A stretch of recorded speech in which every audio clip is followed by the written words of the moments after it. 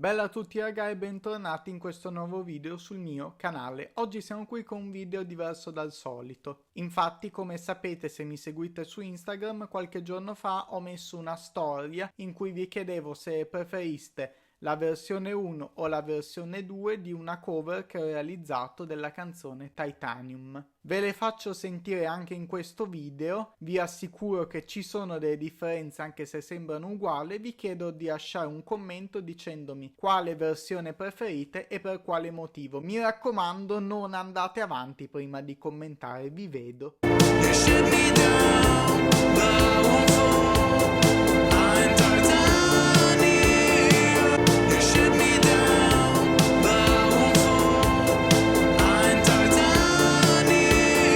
Ok, avete commentato? Bene, andiamo ai risultati. Ho chiesto questa cosa a 29 persone e di queste ben 20 hanno detto di preferire la versione 2. Ma per quale motivo? Sentiamo cosa ci hanno da dire. Questo è il commento di una cantante. Ciao Ale, ho sentito i brani, io preferisco la seconda versione perché tutti i suoni mi sembrano più amalgamati. Ok, sono i più amalgamati. Guarda, sinceramente io ti dico che preferisco la versione 2 perché, non lo so, mi trasmette di più, perché senza magari tutta la base sotto, senza tutti gli effetti che hai messo invece nella parte 1, mi trasmette più cose, non lo so. Mi trasmette più emozioni, si sente più la tua voce, le emozioni della tua voce e secondo me è più bella, ecco, la versione 2. Ok, va bene. Allora, io preferisco la prima perché ha dei toni più bassi e non c'è la parte ripetuta, diciamo, di eco di quello che viene detto, che è una particolarmente non piace. E questa la prima mi sembra più melodica e più unita, più armoniosa, diciamo. Va bene. Spoiler, la differenza non è un delay che ho messo in più nella prima parte. La seconda l'ho ascoltata al volo, per i momenti più salienti, quando cambia la base. Allora, non è uguale per il fatto del modo, come ho spiegato prima, e per il motivo per il diesis. Sull'attacco della frase, della base, scusa, ho sentito che accentui molto il fatto di iniziare con la frase e di cambiare metodologia di accordi, appunto con il diesis, e tra l'altro anche la seconda parte con i bemolli. E per me è un giusto approccio, comunque. Non fai annoiare l'ascoltatore, perché alla fine...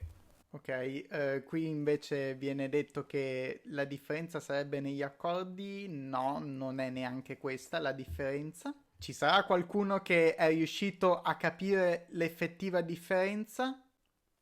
Ovviamente sì, perché ascoltando la seconda versione mi sembra che la voce sia più intonata e la base più adatta. La prima c'è qualcosa nella base voce che non mi convince, vabbè sarà nella prima, però vabbè. Però ci ha preso, perché effettivamente le uniche due differenze tra la prima e la seconda versione è che nella prima versione la voce è leggermente stonata e la batteria è leggermente fuori tempo. Purtroppo non ho le clip da farvi vedere, però quello che ho fatto è stato essenzialmente che ho preso questa parte di drum machine, che è, come potete vedere, è completamente sulla griglia, e l'ho spostata leggermente in modo che fosse appunto leggermente fuori tempo. E poi sono andato sulla traccia vocale e ho, diciamo, spostato l'intonazione utilizzando Melodyne in modo che, come potete vedere in questo momento, non fosse perfettamente intonata. E nonostante l'innumerevole ammontare di cagate che potete leggere online sul fatto che l'editing abbia rovinato la musica, vero? Questo sondaggio, sebbene fatto su piccolissimi numeri, dimostra che il pubblico è condizionato nel sentire parti perfette, che sia intonazione della voce o timing della batteria. Ma perché queste persone portano avanti la tesi che l'editing abbia rovinato la musica? Ebbene, le loro motivazioni sono essenzialmente due. Numero 1, l'editing toglie completamente l'umanità dalla registrazione e la fa sembrare robotica. Numero 2, grazie a software come Autotune e Melodyne si riescono a rendere cantanti mediocri passabili, se non addirittura buoni. Nella seconda parte di questo video dimostrerò perché secondo me entrambe queste argomentazioni non hanno un briciolo di senso. Partiamo dalla prima, l'editing toglie l'umanità dalla registrazione. Beh, già a giudicare dai commenti che ho ricevuto è abbastanza facile dedurre che questa cosa non si può applicare sempre. Mi riferisco ovviamente ai casi in cui la voce è intonata in maniera gradevole e non passata su un autotune alla T-Pain o, come diremo in Italia, alla sfera e basta. Infatti c'è un concetto secondo me a queste persone non molto chiaro e vorrei utilizzare un estratto di una live tra due che ne sanno decisamente molto di più di me e di voi che state guardando questo video per portare avanti il mio punto. Almost all of the time the drummer is aiming for the grid. Do you know what I mean? That's literally what they're trying to do. They're trying to play on the grid. Right. So putting it on the grid is not going to ruin it. Praticamente adesso i batteristi suonano cercando di essere il più vicini possibile al metronomo e quindi alla griglia, e di conseguenza ha senso quantizzare le loro parti, perché dei colpi in anticipo o in ritardo non suonerebbero come qualcosa di naturale, ma suonerebbero come un errore.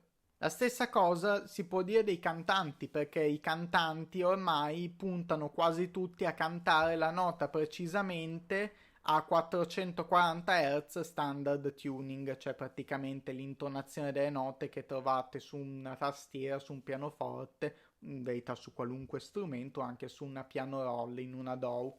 E quindi anche in questo caso ha senso editare le parti, perché qualunque nota abbastanza alta o bassa non risulterebbe come un'aggiunta di espressività, ma suonerebbe come un errore. Questo invece non si applica a registrazioni vecchie, ecco perché video come quantizzare John Bonham o correggere l'intonazione di Robert Plant o Aretha Franklin hanno veramente poco senso, perché John Bonham puntava a un feel fuori da un metronomo fisso, quindi ovvio che vai a perdere parecchio se lo vai a quantizzare a un metronomo fisso. E allo stesso modo, come fa anche notare Adam Neely nel proprio video, sia Robert Plant che Aretha Franklin puntano a cantare note che non sono perfettamente sui 440 Hz standard tuning, come ad esempio in questa circostanza in cui Robert Plant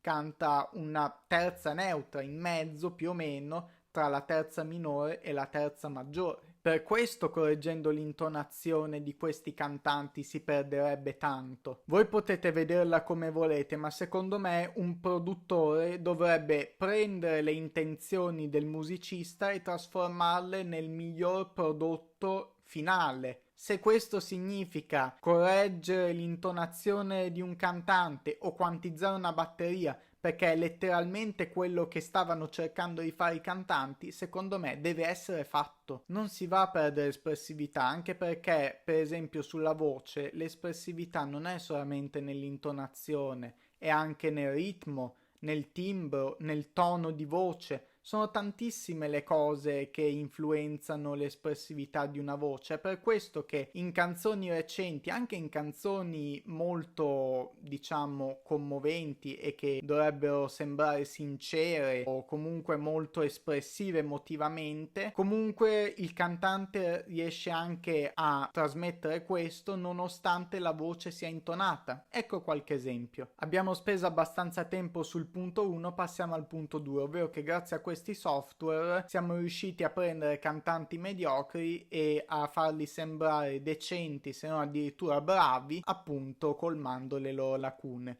È qualcosa di buono? Su questo si potrebbe discutere per ore, però una cosa la vorrei dire: è veramente un peccato secondo me non poter sentire una canzone bella, con una bella melodia, con un bel testo, solamente perché il cantante non riusciva a raggiungere perfettamente l'intonazione in alcune parti. E quindi ringrazio che grazie a questi software si possano sentire le canzoni, perché per quanto ne possiate non essere contenti, alla fine quello che importa è l'impatto che ha sull'ascoltatore, non come è stata fatta la canzone. Quindi cosa ne pensate? Lasciate un commento qua sotto, però per favore guardate prima tutto il video. Capito, boomer? In ogni caso, se il video vi è piaciuto, lasciate un bel mi piace, iscrivetevi e attivate la campanella delle notifiche, andate ad ascoltare la mia ultima canzone, link di Spotify qua sotto in descrizione, e noi ci vediamo fra non molto per la pubblicazione di questa cover e di un'altra. Bella a tutti raga!